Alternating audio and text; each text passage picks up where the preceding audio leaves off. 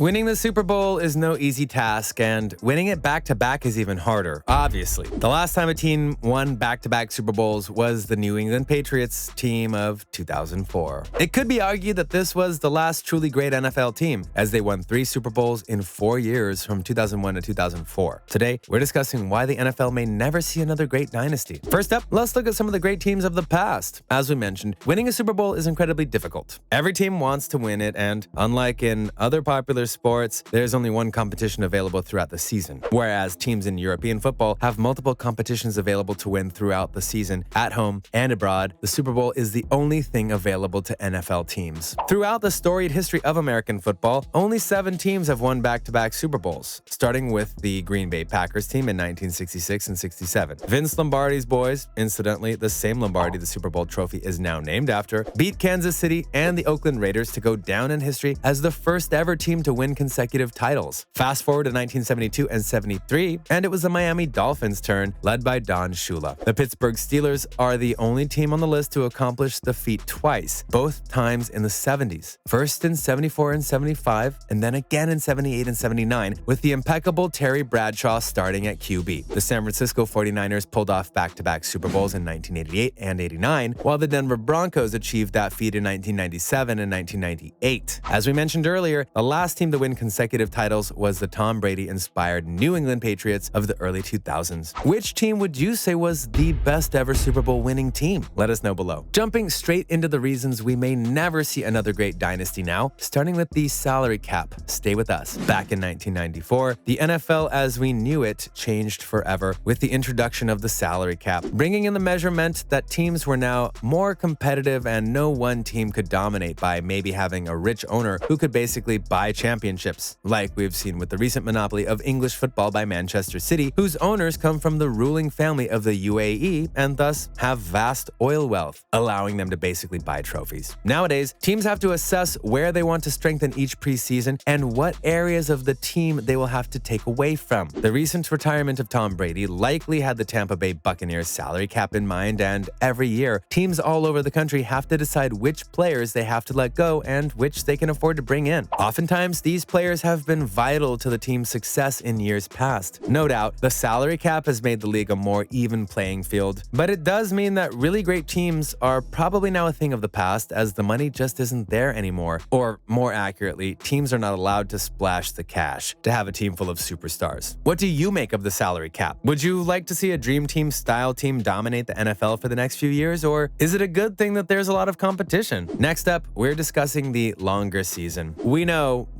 American football is a very physical game and the chances of injury are obviously pretty high, but it's still only a 5-month season, and the season used to be shorter. With the shorter season comes higher risk of injury, and teams that can stay injury-free, like in most big team sports, will most likely challenge for the Lombardi Trophy at the end of the campaign. As we saw with the Rams this season, if they had not acquired OBJ, they would more than likely not have won the Super Bowl this season due to the long-term injury of Robert Woods. The physical toll is such that if teams do not have a deep squad with at least 2 elite players in every position, the likelihood is that they won't qualify for the playoffs. And it's more difficult than it sounds to have quality depth in every position due to the league's salary regulations and also the sheer quality of opposing teams these days. This could be seen as one of the weaker reasons as to why we might not see a great dynasty ever again, as you only have to look at rugby, a similar sport. In England, a standard Premiership rugby team will play 24 regular season games, as well as any European games they might have qualified for the previous season. What do you make of the longer season argument? Let us know below. Free agencies are up next. Stick around. Some commentators throughout the sport cite the introduction of free agencies as one of the biggest reasons why we've probably seen the last of the dynasty. And the stats back that theory up. Since the beginning of the free agent era, only 2 teams have won consecutive Super Bowls, the aforementioned Broncos and Patriots. Compare this with 5 teams who won back-to-back Super Bowls before 1993 when the free agency concept was introduced, and it starts to make sense, right? A player is deemed to be a free agent once his contract expires, as he is under no obligation to sign a contract extension with his team, so is free to negotiate a better contract elsewhere. If the free agent idea was around in the 70s, then it is almost certain we wouldn't have had that dominating Steelers team who won 4 Super Bowl rings throughout the decade. The Pittsburgh outfit had no fewer than 22 players who were with the team throughout the entire period, and had the free agency era begun before before then, you can almost certainly at least half that number. Free agency is a good idea for players as it allows them more flexibility when negotiating contracts, but it also means the end of the dynasty, as teams and their executives no longer have the upper hand when it comes to contractual negotiations. What do you make of the free agency era? A good idea? We're talking